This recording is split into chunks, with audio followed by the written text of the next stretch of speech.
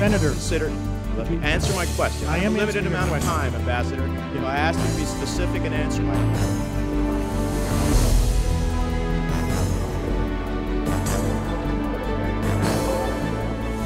Comments about working towards a bill that all of America can take pride in and partake. It's not going to access. Congress has the power, the right, and the obligation to make sure we spend the taxpayers' money wisely. Hello and welcome to another Report to the People. Today we'll be talking about a condition that millions of women have suffered from, far too many of whom have suffered while scared and alone. And we'll be celebrating the new law to address it, which I was proud to sponsor and pass as part of health insurance reform. It is postpartum depression, and it affects 10 to 20% of all new mothers. Every year there are 11 to 18,000 new cases in New Jersey alone, and more than 800,000 new cases across the country. Thankfully, what was once brushed aside as simply the baby blues is being understood by more people each day as a serious and debilitating condition that deserves serious attention. It took a number of years and a number of meetings with my colleagues to help them understand how the support structure for new mothers with postpartum depression is severely lacking.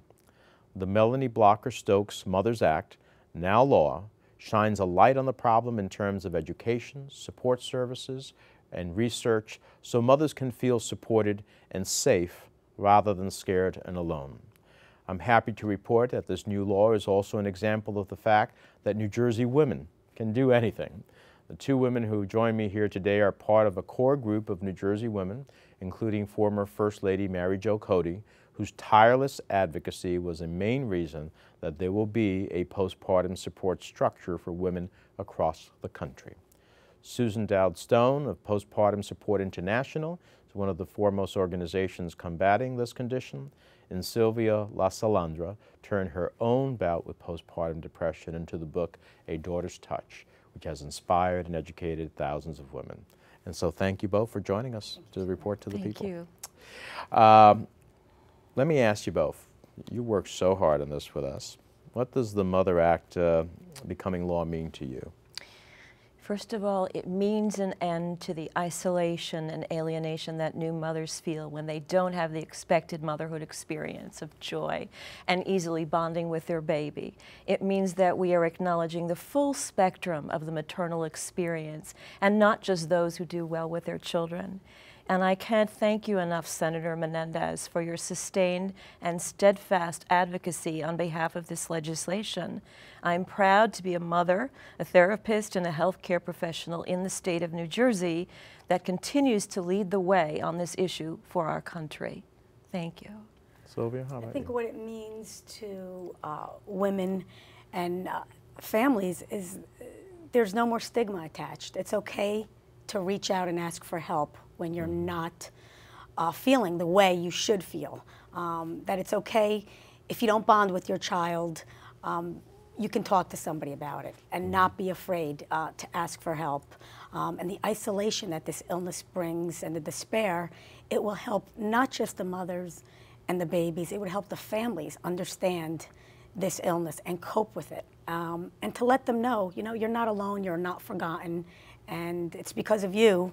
And you never gave up the fight. You were alongside of us, and I thank you. My family thanks you, Senator. Well, and I appreciate that. And I think it's so important, the part that you just said, that it's not about being alone. Because sometimes there's a sense of guilt here for some, you know, and reality, and maybe to be afraid, ashamed to talk about this and to meet that challenge. Yes, guilt is often the greatest barrier to treatment, along with inaccessibility to health care, which now this new law will remove that barrier, but feeling too ashamed to even reach out for help and acknowledge or self-identify that you're struggling with this horrible condition, and just feeling too bad to even admit it or acknowledge it to your own family for fear of their reaction, and perhaps being labeled because of the result of some of the more sensationalized stories that hit the news, without giving the education to the public that they need to understand what happened to these women and what led them to this tragedy. Now, people who are home watching and they say, well, isn't that the baby blues?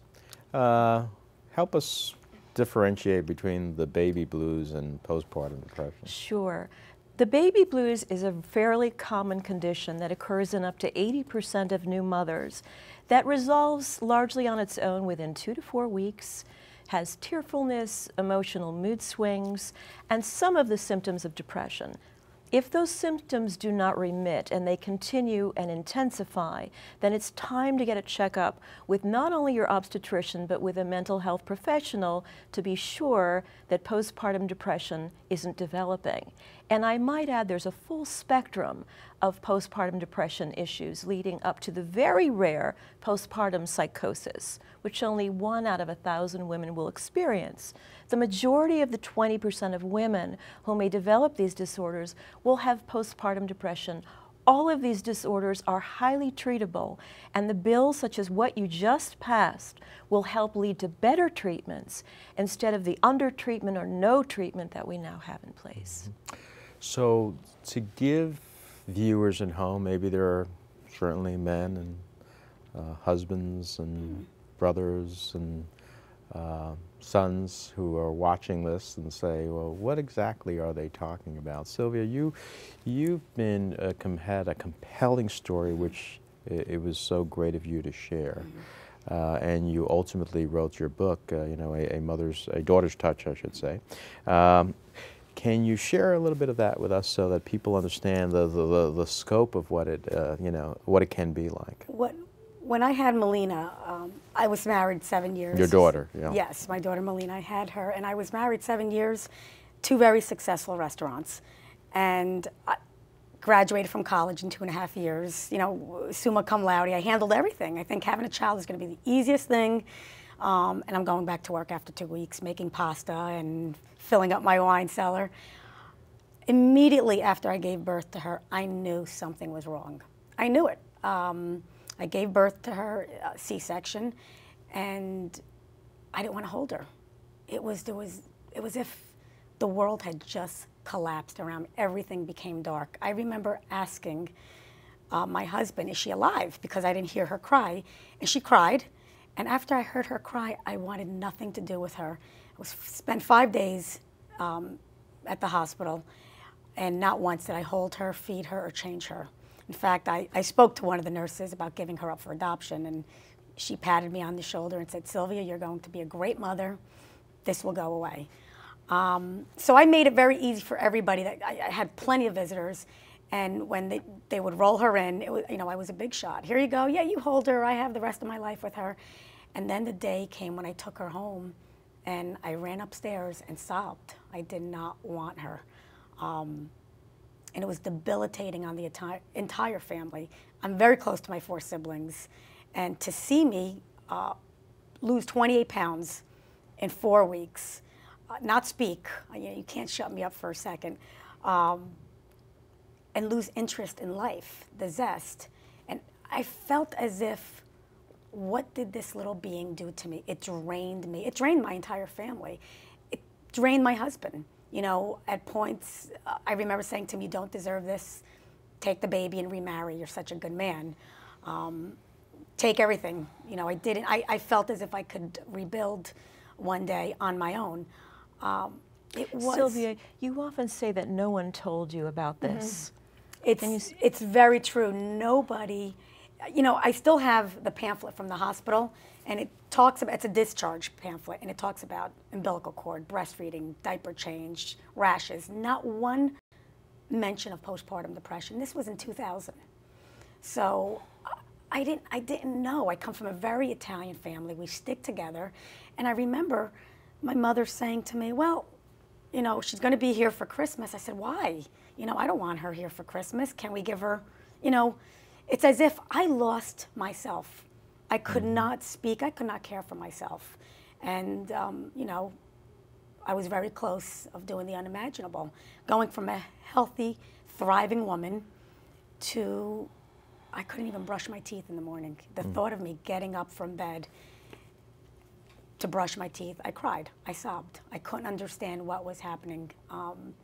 And my mother had suffered it 34 years prior, and they told her that she was having a nervous breakdown. But she didn't come out and tell me that until afterwards. So that's not necessarily an unusual story. No. You know, it's very compelling, but why is it one of the most commonly undiagnosed challenges that mothers face?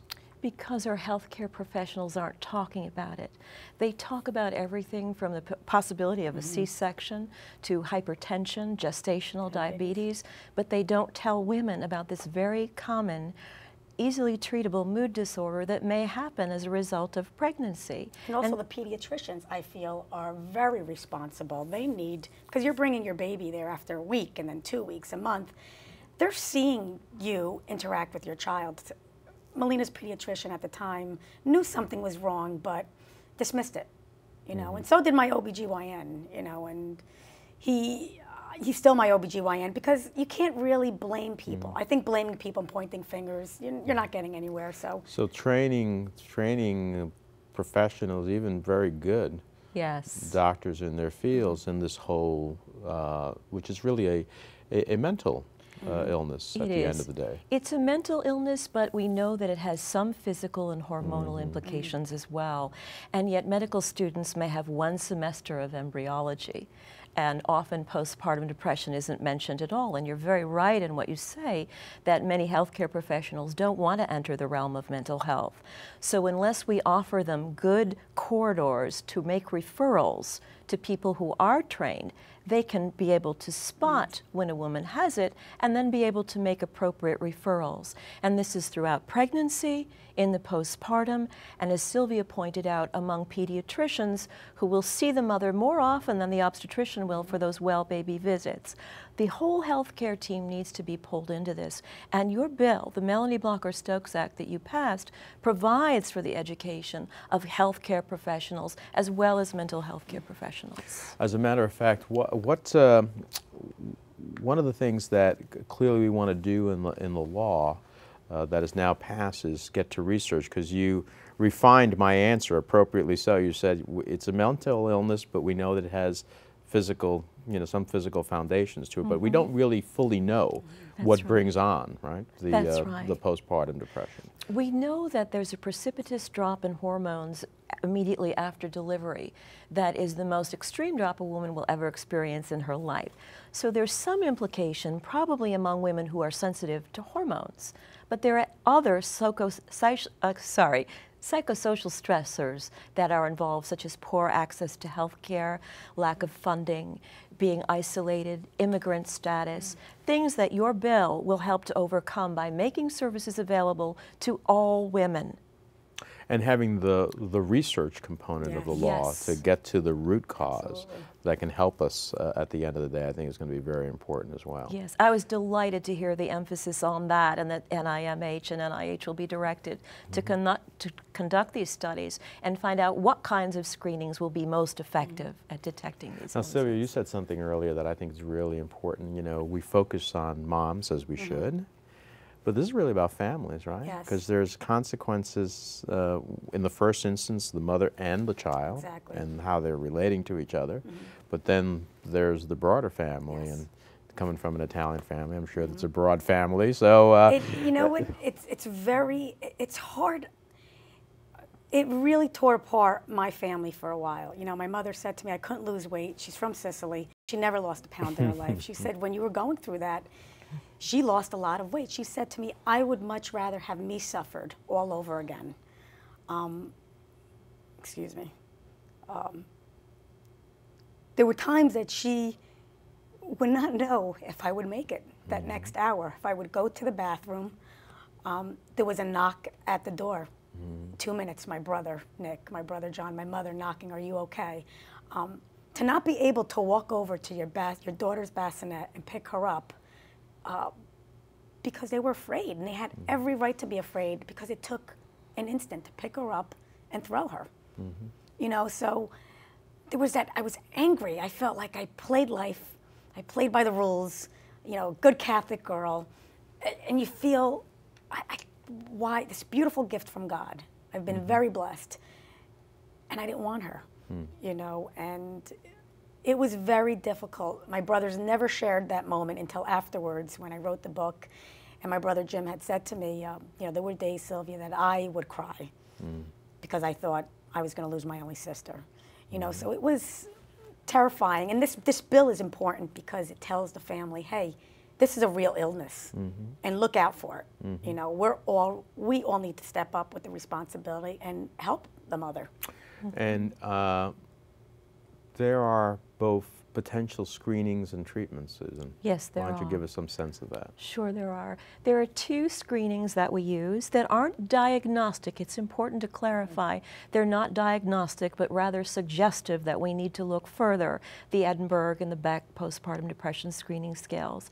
And if a higher score indicates that we need a full referral, full mental health referral evaluation. Those screenings are a series of questions to gauge where the mother's attitude is at, what her circumstances, her mood. Her mood, her appetite, very simple, 10 to 12 questions. Suicidality, thoughts of suicide, and not bonding with the baby. These are questions that are significant in terms of the development of these illnesses that suggest a referral is necessary.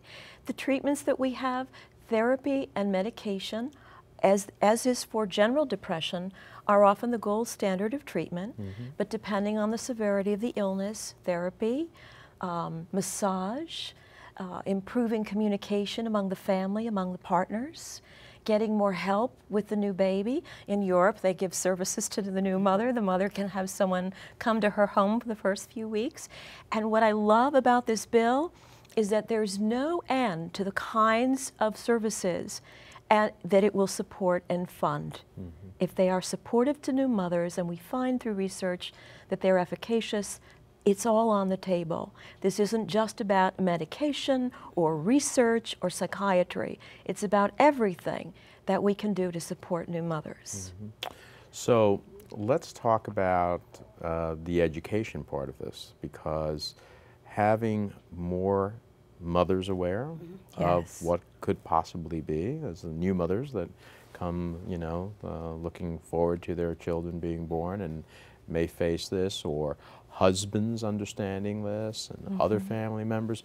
One of the things we do in the law is create a national awareness campaign, because there are just too many people in the country who may not even know that, you know, these things are, you know, these conditions are taking place. So if you had had a national education campaign, and if you had had access to this information, you might have felt totally better or worked in a different way.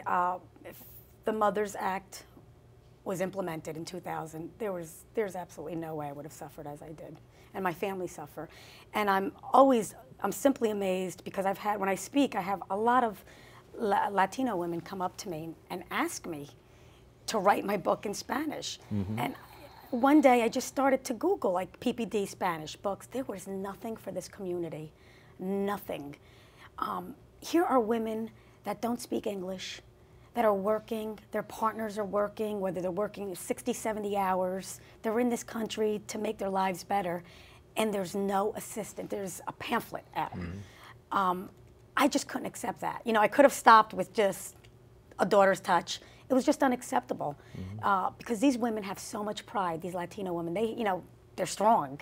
They raise their children. They take care of their husbands. They keep the house in order, and there's nowhere for them to go for help. It's 2010. I was amazed.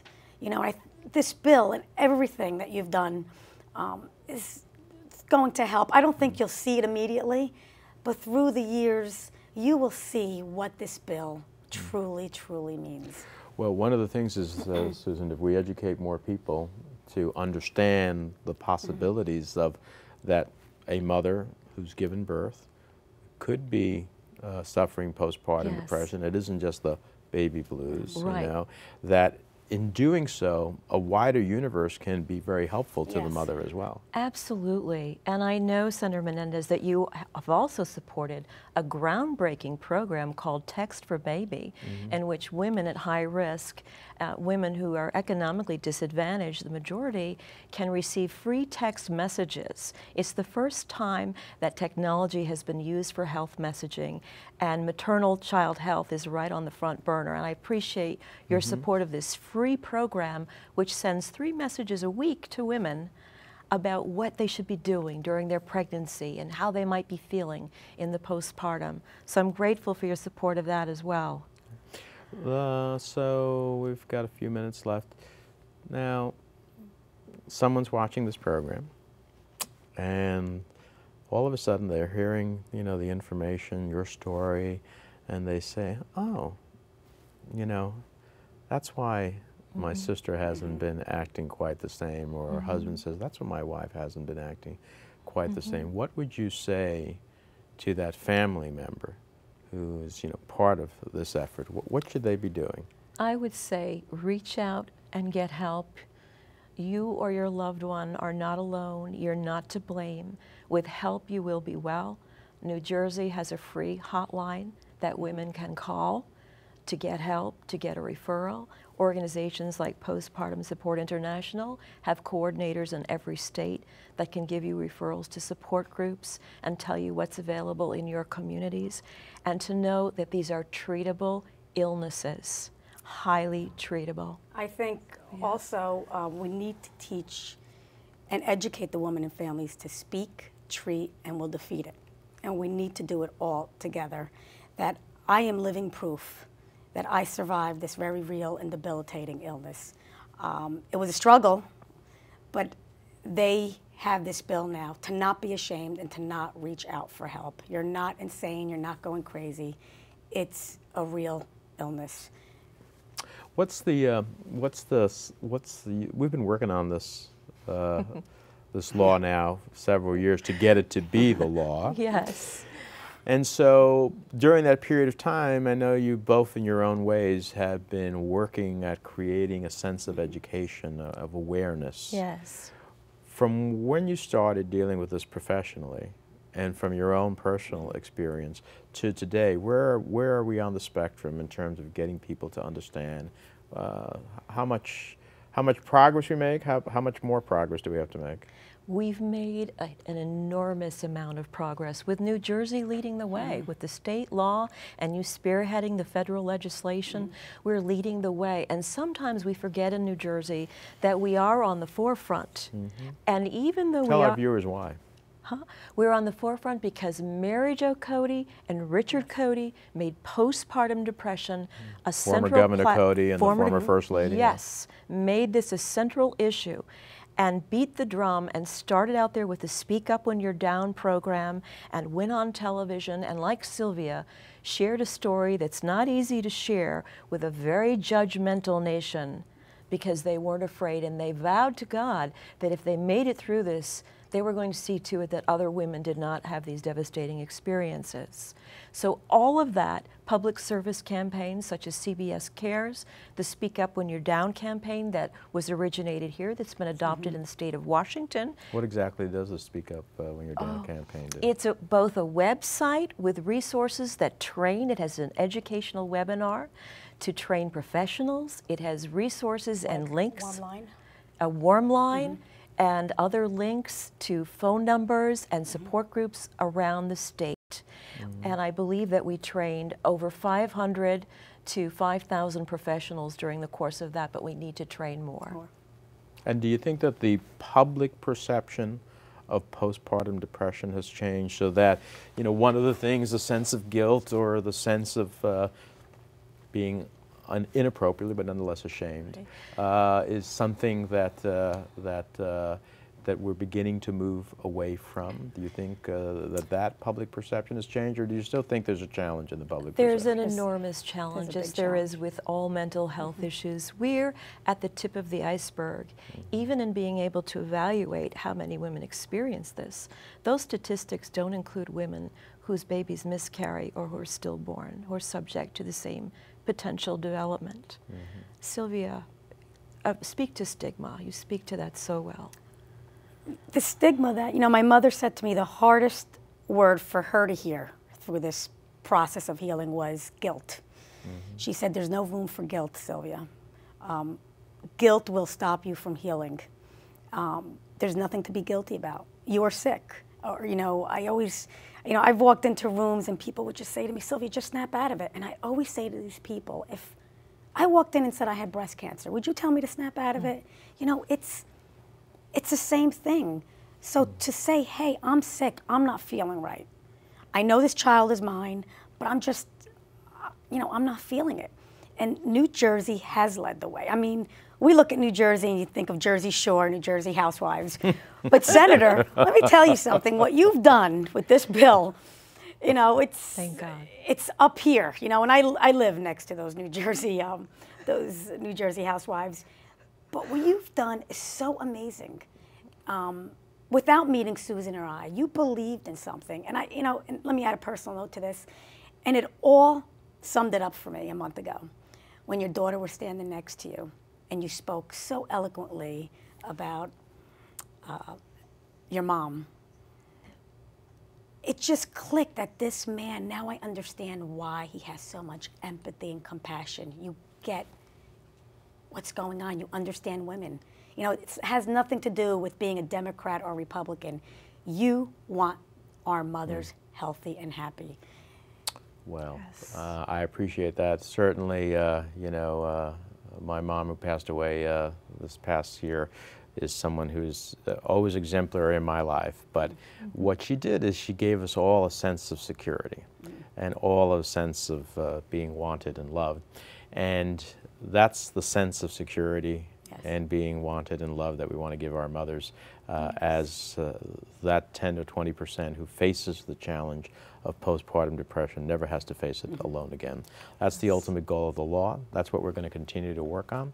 And that's why we're so thankful to both of you and to Mary Jo Cody as well, who couldn't be with us today, but who was such an advocate back in our home state when, as the former First Lady.